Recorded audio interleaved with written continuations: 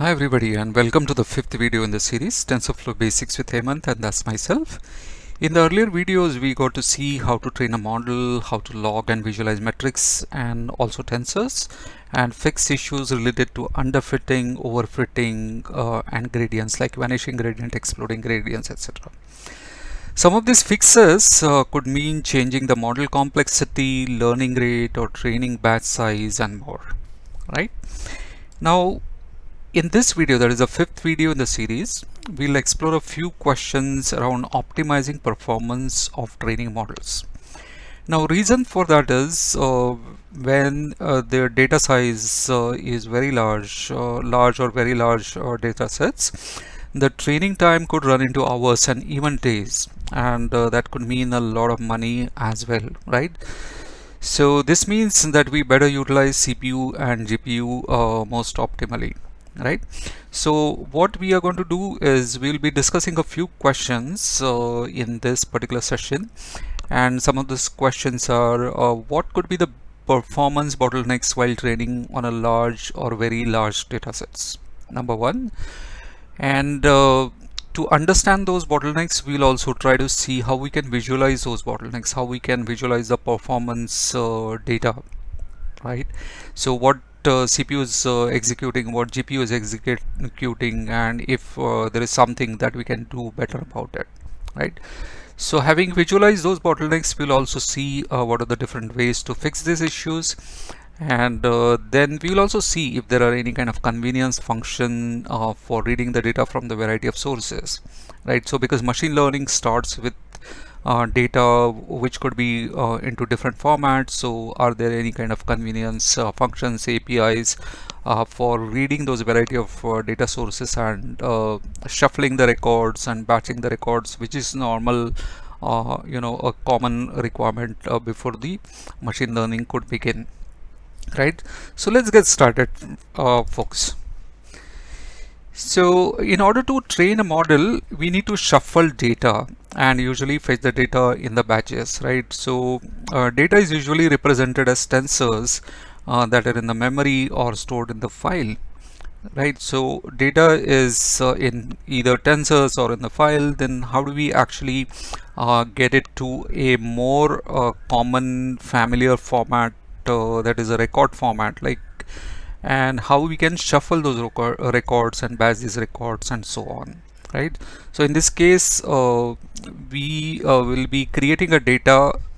So in this particular slide you can see that a data set is being created just from a Python list, right? And then once the data set is created, then we can iterate through it.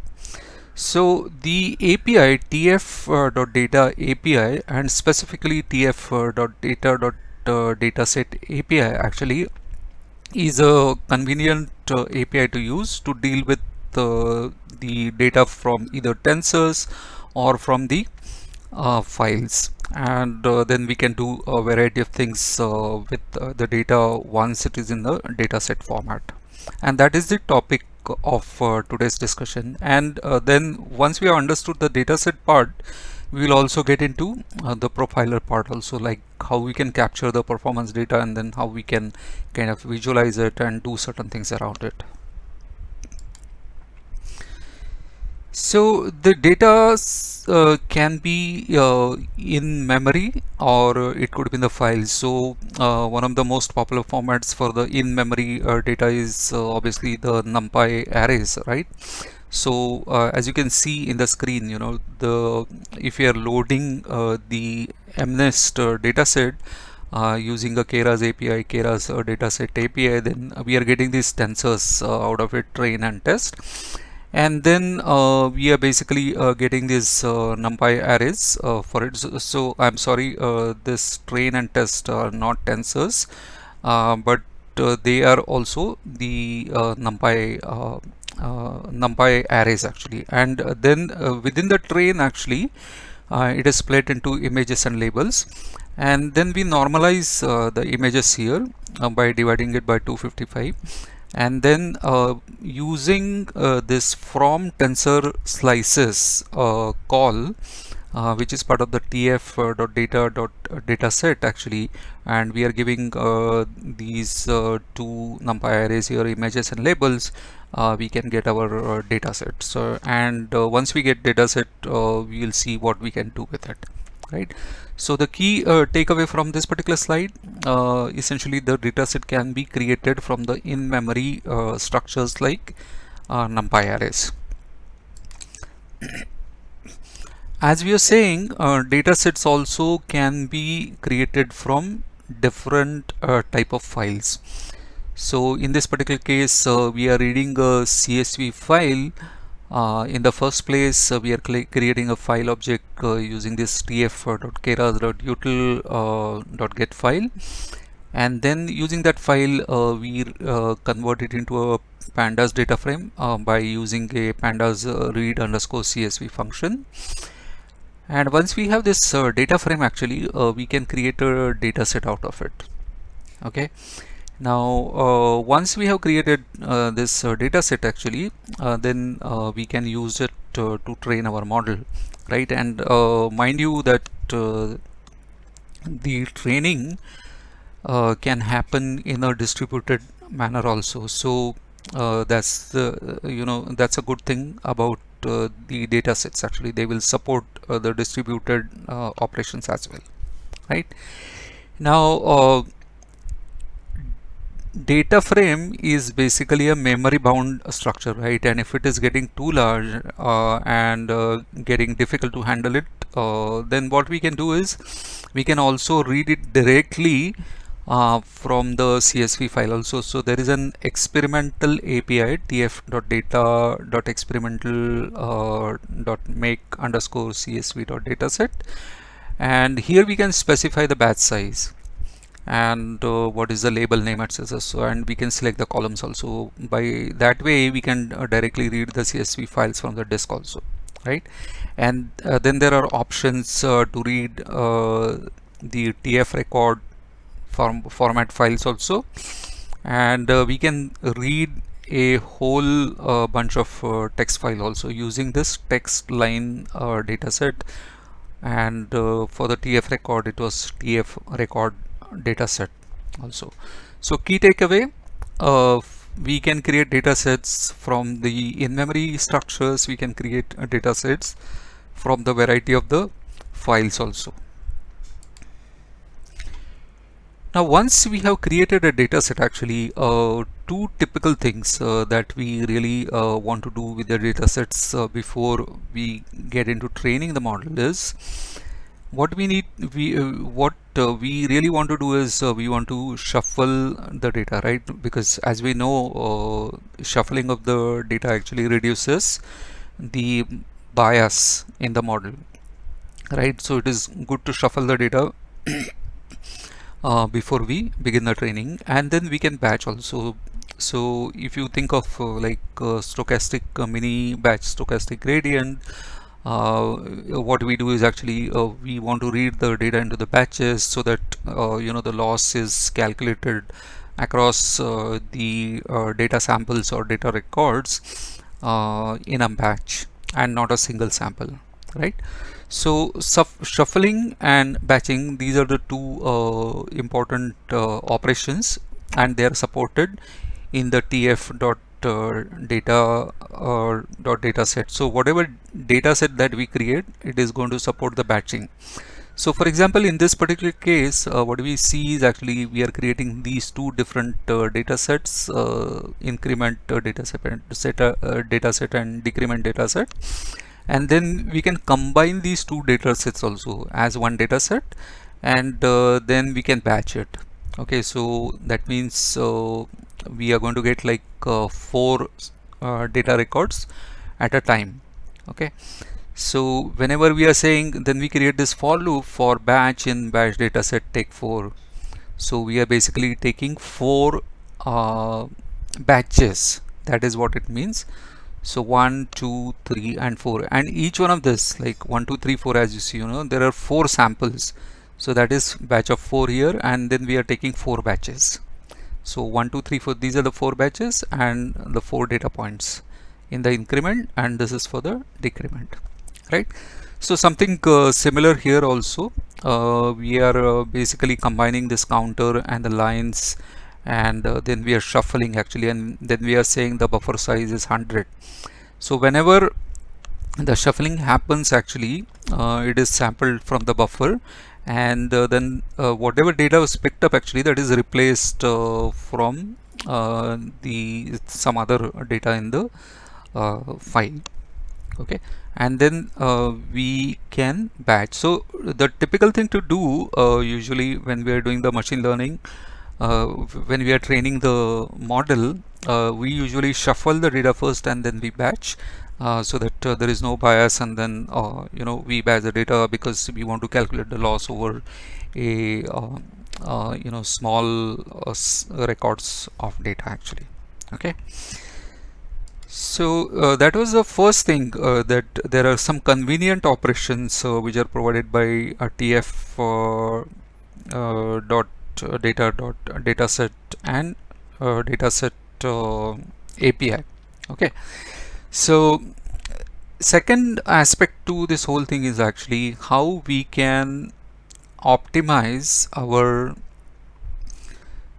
performance of the training, right? Because GPUs and TPUs are essentially expensive, right?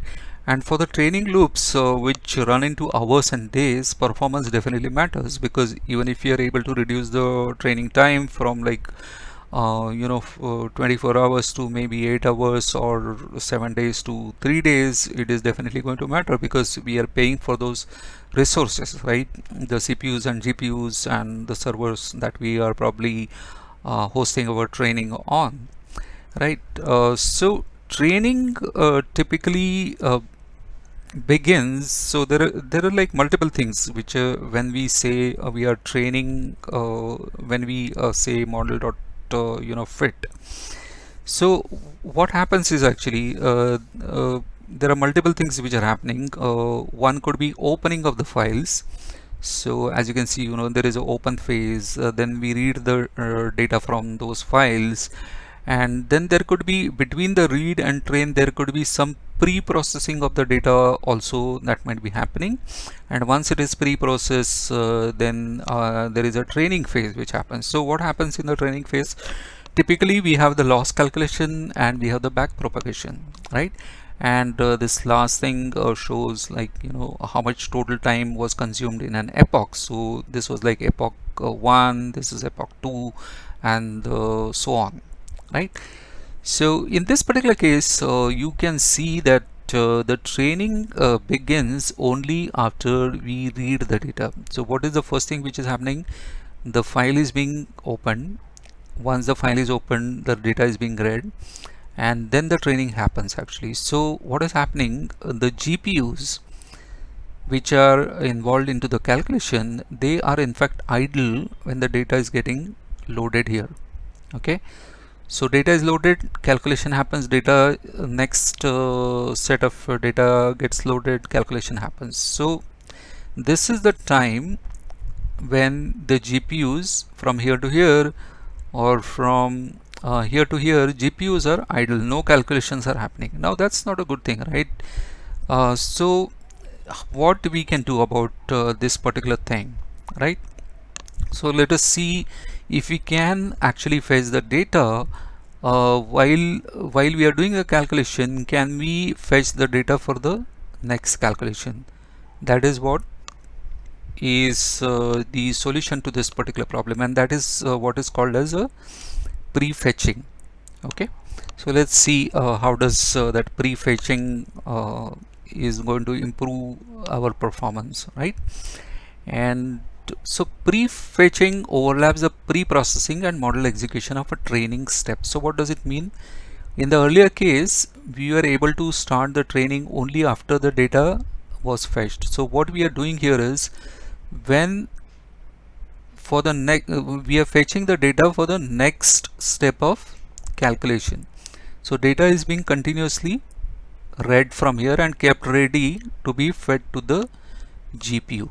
So that definitely reduces the overall epoch time, because the data is being continuously fed into the GPUs, right? So that is what is called as a prefetch, and the API is going to look something like so. In the dataset we can say dataset dot prefetch, and two steps we can fetch, and this can be set to auto tune also. That means like depending on the timing that the API is going to find, we can allow it to fetch as much as it wants depending on its experience. So we can set that to auto tune also. Okay, so very interesting thing there. Now let's say we have this data as prefetched, right? But there could be problems with the files also. Like the limitation in this, in the earlier case, was actually we had only one file to read from, right? But what we can do is, when the data set is very large actually, so when the opening of the files and reading from them is slow, what we can do is we can shard the data into the multiple files and open and read from multiple files in parallel. Okay, now that's an interesting idea, right? It's a simple idea, but an interesting idea. So here what we are doing is actually we are opening multiple files and then reading from them parallelly. But the prerequisite obviously is we have multiple files. So in this particular case, you can see that there's a file 1 and 2 and 3 and 4. So we are saying that okay, all these files we can read from, and then we say that we are creating a data set from these file names, and then we set this interleave. Okay, and we set it to auto tune. That means the decision is left to an API as to how many files should be opened at a time. But we are saying that okay, there are 4 files, out of which you can open as many as you want and read from it, so that the data is being read from 2 files simultaneously, and then obviously once the data is being read, it is going to be fed into the GPU and is going to reduce the amount of the training time, right? So that's the next idea. The first idea was the prefetching of the data, that is reading the data from the open file. The second idea is to basically open multiple files. Now here we are introducing this concept of processing. So this is a pre-processing pre-processing that is happening in this particular case. So data is being read here, and then it is being pre-processed before it is fed into the training, right? So what can be done is actually we can process the data in parallel before we fed it to the training step, right? So we can parallelize processing of input data across CPU cores. Okay, so as you can see here, the data is being processed in parallel. So the data is being the fetched before the next calculation.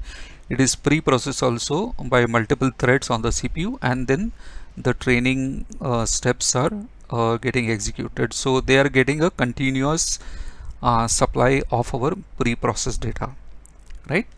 So that is what we call as mapping. So mapping is basically in the map function, as you can see here, we are basically creating some kind of a Python function. So in this particular case, the function is parse underscore record, and then we can say number of parallel calls is 2. So we say that these two kind of threads can run executing this particular function, and then we have this batch and repeat operations. Okay, so this is the third step that we can take to reduce the processing time and making sure that the data is being continuously fed to the CPUs and the GPUs, right? Fourth very interesting idea is caching, right? So say for example, if we are reading a file, and we know that in the epoch epoch number 1, 2, 3, the same data is going to be read again and again, right? So it doesn't make sense to open the file again and again, right? So what we can do is actually we can cache.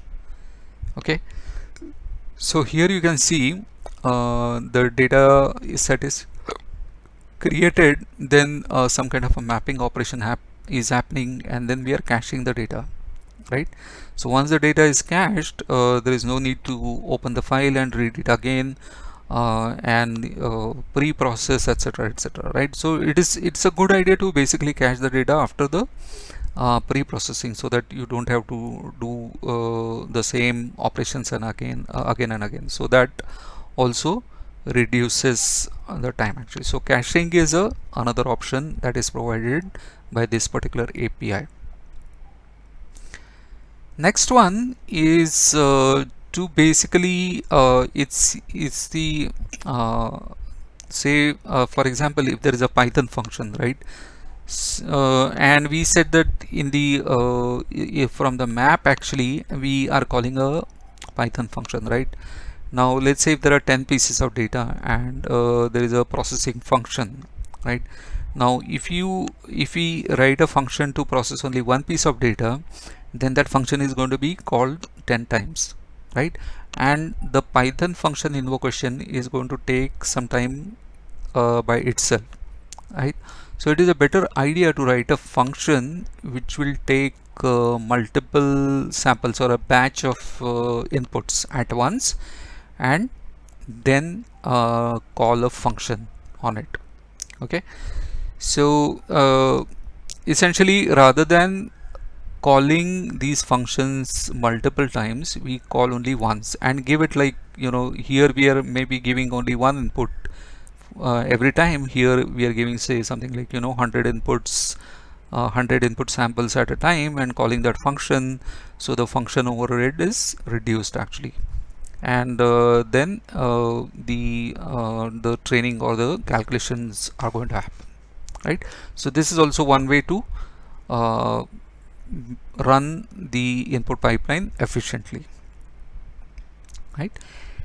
Now the next question, now that we know what are the different ways to kind of deal with the bottlenecks in the input pipeline, uh, we also need to know if there is any kind of a tool which can help us profile as to what is happening on the CPU and the GPU, so that you know, we can make a educated analysis, and then try to see where we need to focus our attention in terms of improving the performance of the training of the model, right? So the profiler is an answer to this. Profiler is meant to capture the performance data while we are executing the while we are performing a training for a model, right, on a model, right? So when we profile the data, what we are going to get is actually it is going to capture each and every detail of data as to what is happening on the CPU, what is happening on the GPU. It is going to break it down for us. It is going to show us each and everything, so that we can see what's going on, and then we can improve upon it, right? And improve using what? Using all the measures that we saw so far, right? So we can batch, we can shuffle, we can cache, we can interleave, and then there was one more thing, yeah, vectorize, that is have multiple calls, and prefetching the data. So various measures we can take. Okay, so what we can do to let's try to see how we can utilize the profiler. Okay, so before we really get into some of the notebooks, I'm just giving you a little bit of an idea as to how does a profiler look like. So in this particular case, you can see that this is an overview page, and what you see here is there's a lot of time being spent in the input. Okay, and it gives a recommendation. So the profiler is going to give us a recommendation something like this. Your program is highly input bound because 43.6% of the total step time sampled is waiting for input. Interesting, right? So if we are able to fix this, that means we will be able to improve the performance of our training, right? So this is an overview page. There is another interesting page which is going to be very helpful. That is a profiler trace viewer. So as I was telling you, it basically shows everything which is what is happening on the GPU and what is happening on the CPU. So something like Python execution and the execution of the data iterator, like those things are going to happen on the CPU. Then there are like calculation of the loss and calculation of the backpropagation, everything that is going to happen on the GPU. So we will be able to observe these kind of details using the profiler, and we are going to see that in action very shortly. Okay. Now another concept that we really quickly are going to talk about is the TensorFlow datasets. So TensorFlow datasets API defines a collection of datasets ready to use with TensorFlow. So TensorFlow has made lots and lots of datasets available. So they have kind of pre-processed the data, and we can use those ready-made data builders in the TensorFlow datasets API, and we can just say load the data, and then we are going to get a data set out of it. So the data set that we have been discussing so far, we can load the data set into that particular format. And interestingly, once we have loaded that particular data set, obviously we can use it for the training purpose. We can convert it to a data frame also, pandas data frame also. We can convert it to the NumPy array format also. We can see some statistics around it, and if it is images dataset, we can also visualize what's inside those data sets also. Okay, so very interesting collection of the different data sets for the machine learning purpose actually. So one of the key things that a new machine learning engineer usually has a difficulty with is actually processing the input data, and that is what is simplified by this TensorFlow datasets, because lots of datasets are made kind of ready to use, and we can just pick up those datasets and learn about machine learning. So very interesting thing to have. Okay, so before we really get into the discussion of the summary, we are going to see the notebooks as usual. So the first notebook is about the TensorFlow datasets in the first place. So let's get started actually. Let's import TensorFlow.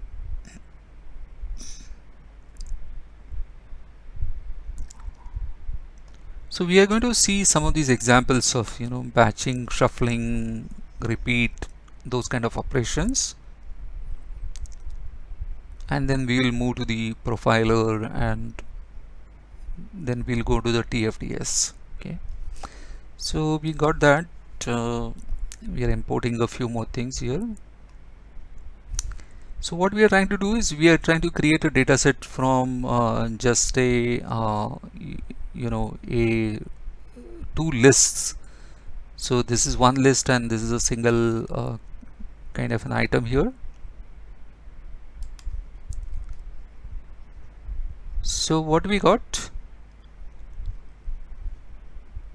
we are listing. So in our data set we have this array 1 2 3 and we have this integer, that is a, that's it, right? So it is as simple as this to create a data set, and the API that we are using from Tensors. So it is taking this particular data, creating it into a tensor, and then it is converting it into a dataset format, right? Now let's say if you want to kind of repeat this whole thing, repeat this 1 2 3 couple of times, then we can use this dot repeat. So example, this is the example that we have, and then we are creating a data set from it. Let me zoom this a little bit. Maybe I think that might be helpful.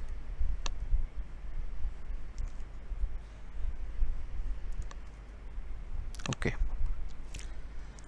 I hope you'll be able to see this better. So that's what it is repeated. So if we list this particular data set, actually we see that it has been repeated twice here. As simple as that. Now the next thing is API that we are using is from tensor slices. So what it is going to, it's a list, right? So it is going to split it across the first axis, right? So it is going to convert it into single numbers like 8, 3, 0, etc. Right? So let's see what's goes on here. So our data set is created, and now we are going to iterate through each element in the data set. So that's what we get, like each single number into it. We can use a Python iterator also. So since we are doing the next, it is giving us the last number, or rather we started, so this was our first iteration actually, that's why we are getting an 8 here. We can also reduce, so we can say that we want the sum of everything in the data set.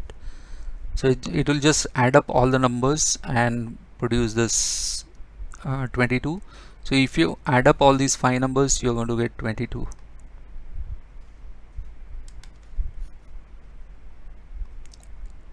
So how does it work for 2D? So we saw this for 1D kind of tensors. Now let's see it for the 2D. So how we can create a 2D?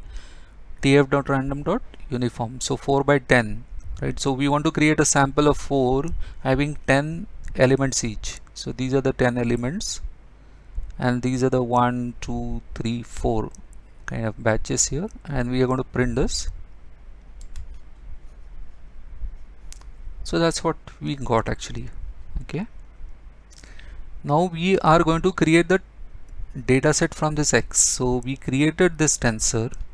Now we are going to create a data set out of it, and we are going to see the specification of one element of that particular data set.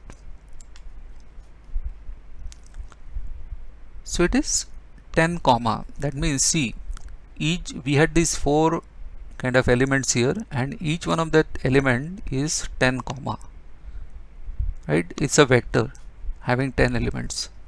So that is why we are getting this 10 comma or dataset.element.spec. What we are doing here, now we are actually creating a data from 2 different tensors. So one of them is a vector having 4 elements, other one is a uniform, once again 4 by 100, right? So we'll see the element specification of that particular data set. So it's a single number, right? So we created those 4, and each one of them is like no shape, and here it is 4 by 100, so 100 comma. Okay, other thing is we can also combine data sets. So whatever data sets we created here, data set 1 and 2, we are going to combine it here. We are going to zip it, data set 1, and then we can see the element specification of that particular data set. So as you can see, the data set 1 was 10 comma, and the second one was the a single number and 100 elements. So that's what we are getting, right? Now let's do little more something which is more practical. So we are loading this MNIST as train and test. So let's see the shape. here we are getting 60,028 by 28 images, and these are like the 60,000 labels that we have, and then we are splitting the train into images and labels, normalizing it and creating a data set from these images and labels here. So what kind of a data set? So each record is 28 by 28 kind of image and a no shape label here. That's what it is. Now, as we had discussed earlier, we can create the data sets from the files also, right? So in this particular case, we are loading this file from an API, then we are converting the file into a pandas data frame. So let's do this.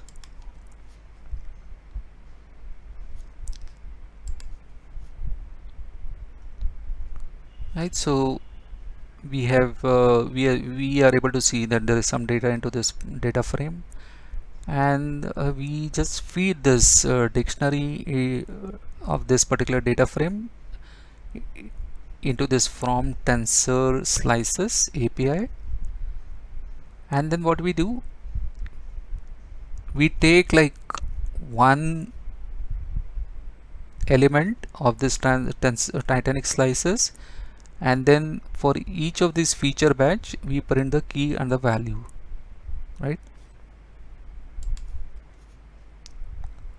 And there we go. So essentially we are able to see what are the headings and what are the values into that. So iterating through the data set is fairly easy, that is what it means, and we are able to create it from the pandas data frame, right?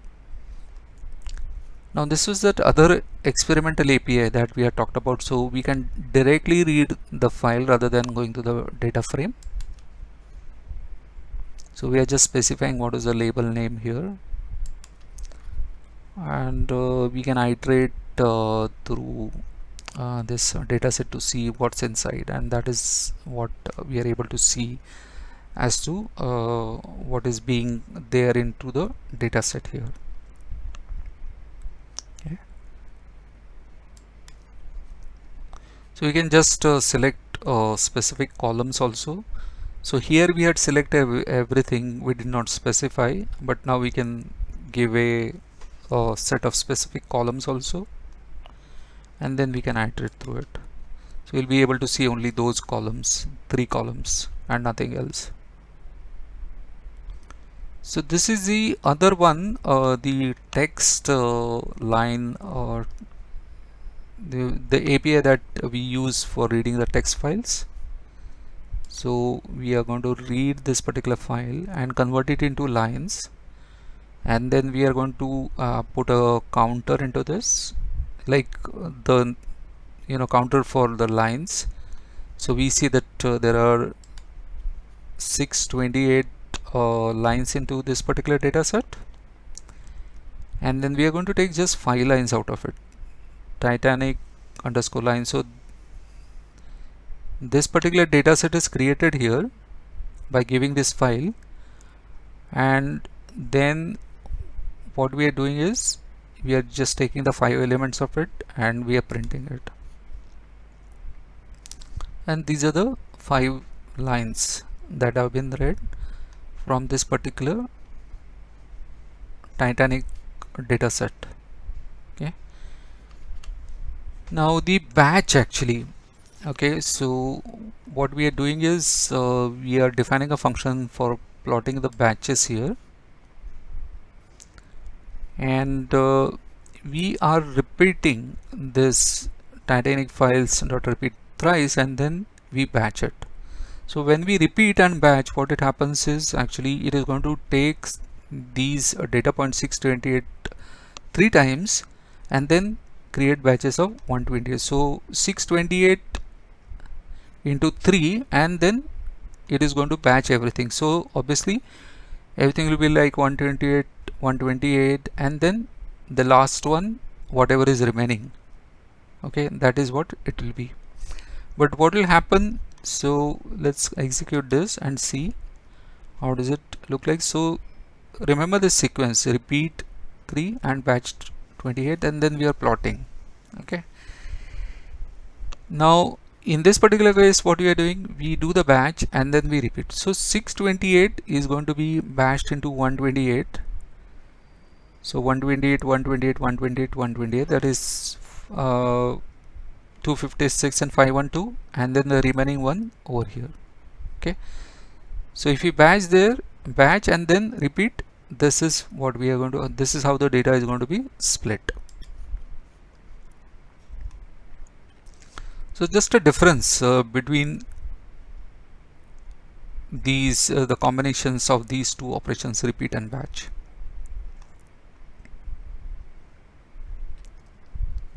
Okay, so what is going to happen here?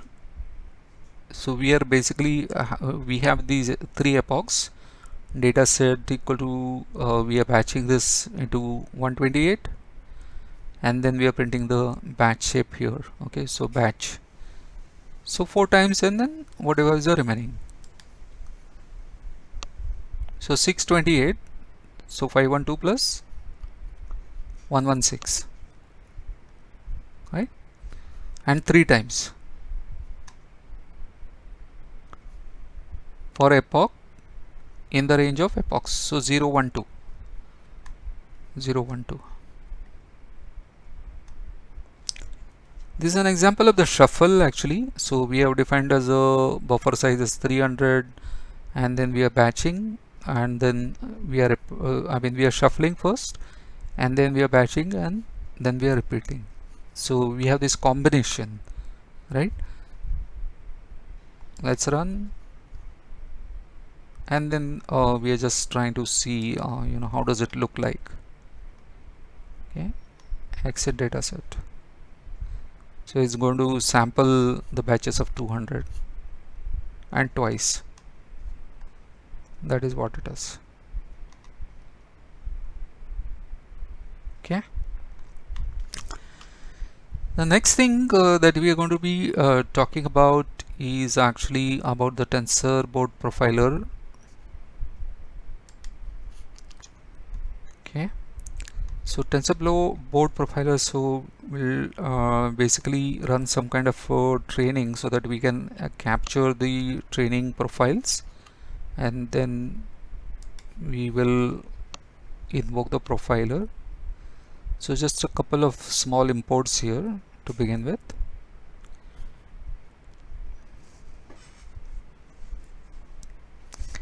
And then we are going to install this plugin profile for the tensor board.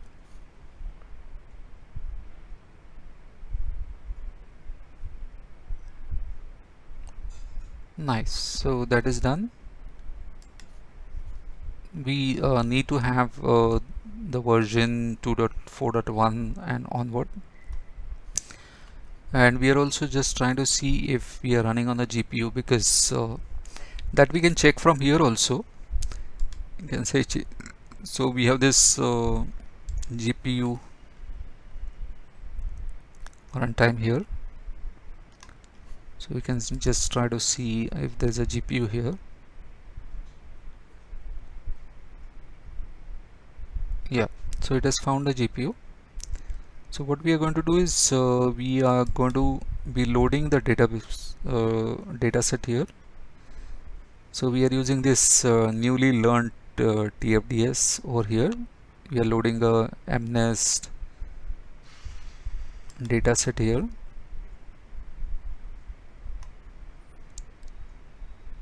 So that's it. We are done with the data set. We are just normalizing the image here, and then we are creating these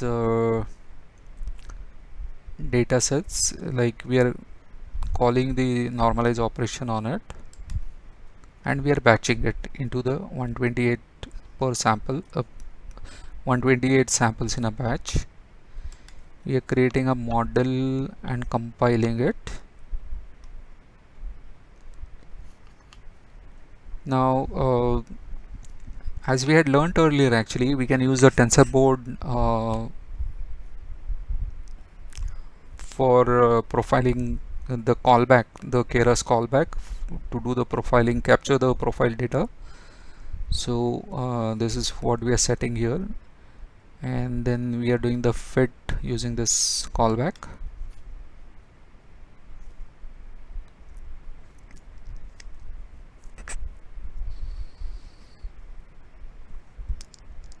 So I'm not like, I've just run for 2 epochs, so not too many records over here. So we have to just load this TensorBoard extension. We'll do this, and I'll just open the TensorBoard.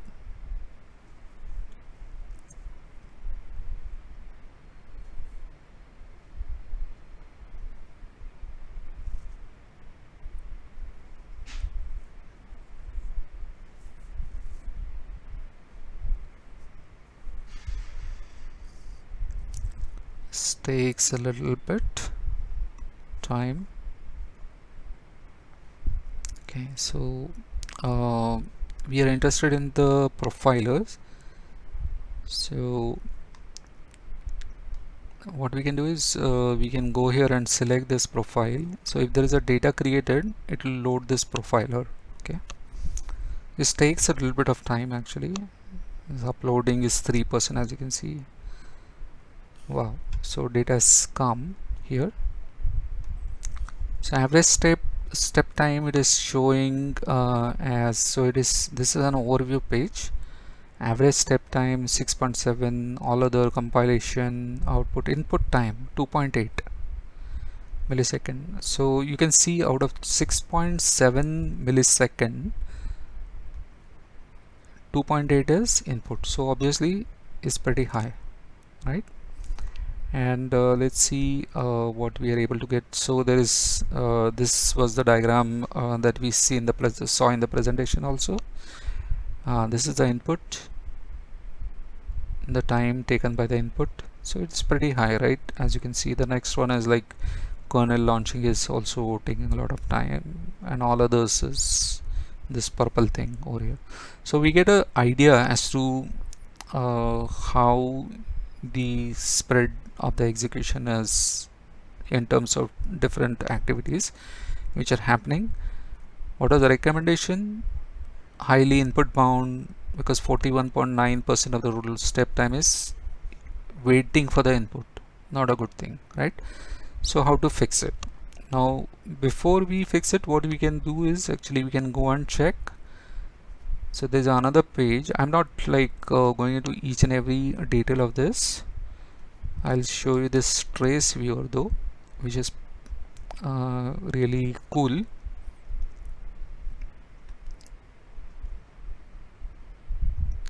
So this particular interface is not very user friendly, because you know, I'm not kind of able to resize this particular part, like, you know, it this is not resizable at all, so it's not very nice interface, I would say.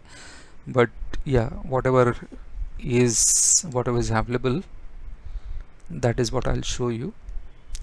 So as you can see here, whatever happens on the GPU is being shown here. So there are different things which have happened. If we click on this, so if there are different steps, we will be able to see those steps here. So likewise, there are multiple things which are happening on the CPU, and we are able to see this. Now some of the things that we can do is you know, we can use this particular interface. So this particular thing is for zooming. Okay, so we can zoom here. So we just have to press W to zoom.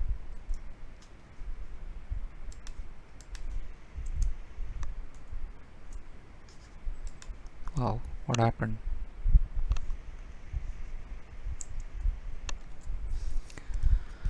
Yeah, so we can just, so we have to select this and then click it here and just you know, we have to give like W. If you have to pan this, then we have to click on this, and we can do this again. Come to zoom again, like, you know, press W if you want to zoom. again pan if you want to scroll, etc.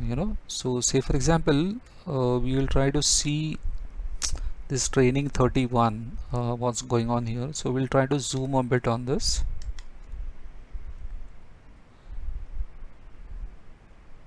Okay, and I'll pan it a little here. Now as you can see here, if I go to this, so I'm going to close this Python part. Actually I'm going to go into the get this iterator part. Okay, get next actually.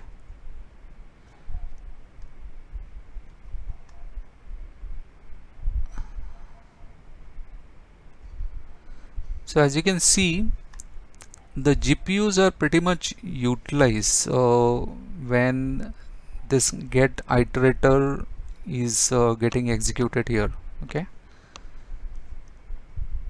let me just zoom this a little bit once again.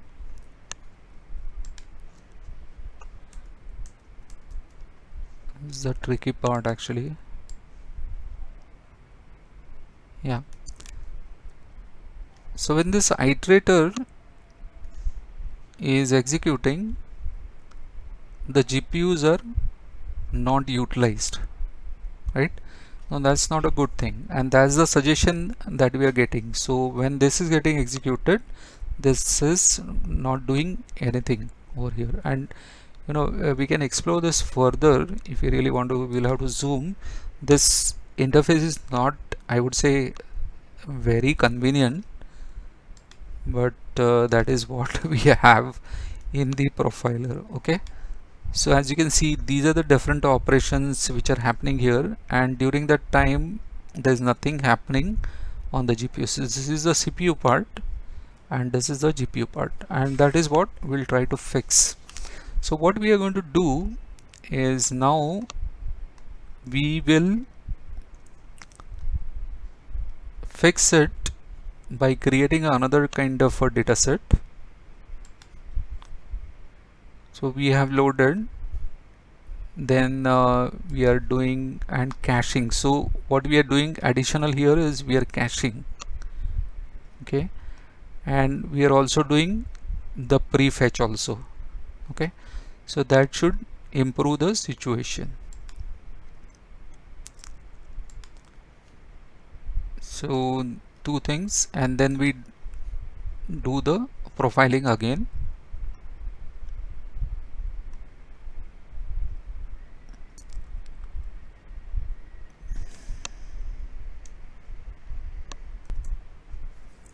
Yeah, so I had to just restart the notebook. I think there was some error there. So the training is completed with all these options, the caching and the prefetching and the other steps that we did. We can reload the TensorFlow and check out on the performance.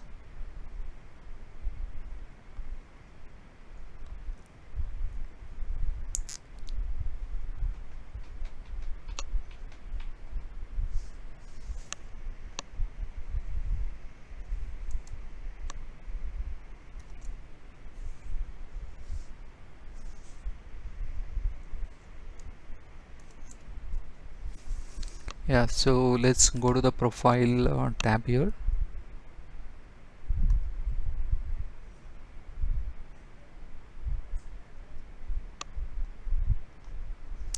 So we'll go to the trace viewer here.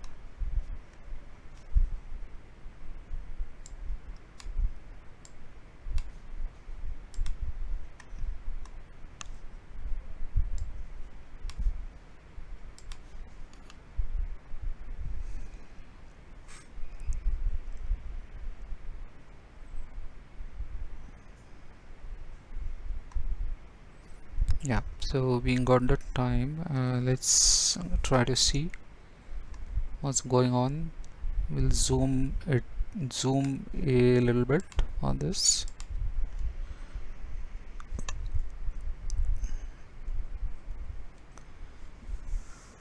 So train 31, as you can see here, there's a now this is reduced, actually the time has reduced, and we are able to see a lot of activity on the GPU. Okay, we can zoom this a little further.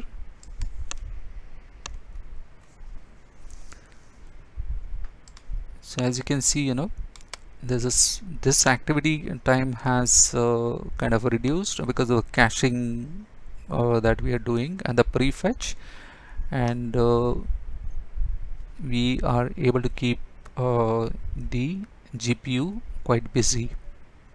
Okay, throughout after this the GPU has been kept busy. Okay, so this is how we can essentially see what's going on the GPU CPU in terms of the timeline, and then if we see the issues, we can go back and fix it, whatever measures that we can take. So in this particular case, we use the caching and the prefetching, two options that we utilize to fix the issue that we had. Now to discuss a little bit about the TensorFlow datasets, so there is an API. We have to import this library TensorFlow underscore datasets. So we are going to import this particular library over here.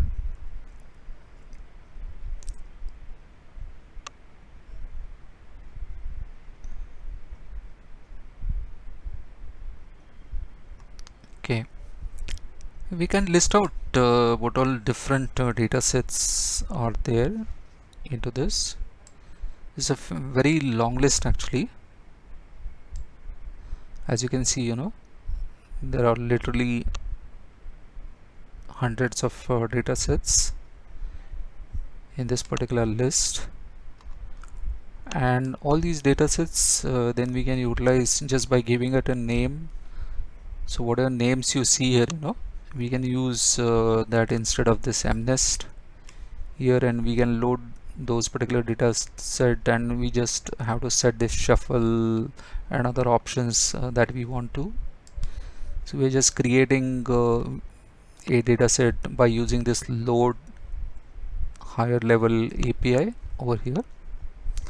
So that's it. We got the data set ready for the utilization. The same thing can be done using a little bit lower level API, which is called as builder.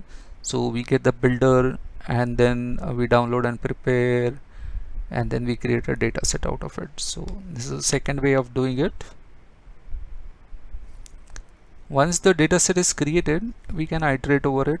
We can just take like the number of records that we want to format, and we are just iterating and trying to see what is there inside. So there is an image, and then there is a label onto it.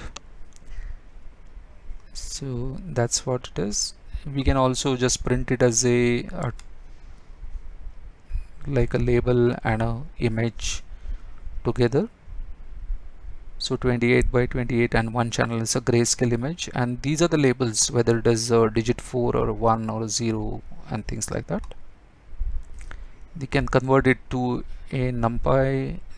So we are creating a data set, taking one sample, converting it into a NumPy. That's what we get. We get an array and a label as an integer, and we can visualize also. So pandas data frame, we are trying to visualize our data set as a pandas data frame. So this was an MNIST, right? So image is basically one column and label is another column. These are like our row numbers 0, 1, 2, 3. And then we can actually see the actual images also by giving tfds show.sample, and we are able to see some samples of the images also, right? So I think that's pretty much we had on the notebook side, and let's go back to the presentation and just summarize with this. 1 minute.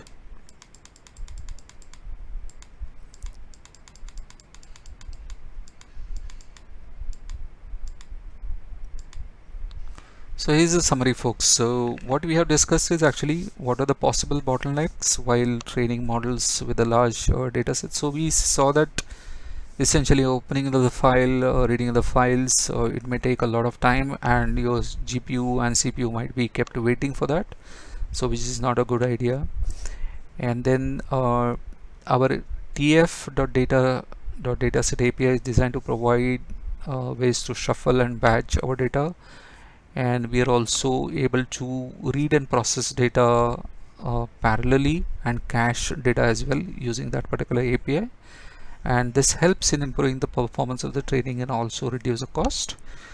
And we can also visualize the utilization of CPUs and GPUs using a profiler and also get recommendations about improving performance, right? And we can fix those issues once we are able to see those. That's pretty much all that we learned in this particular video, and thank you so much once again for joining and listening to this particular video. If you have any comments and likes, please post those either on the LinkedIn or on the YouTube. So thank you very much, guys, and I'll be back with our next one pretty soon. Thank you.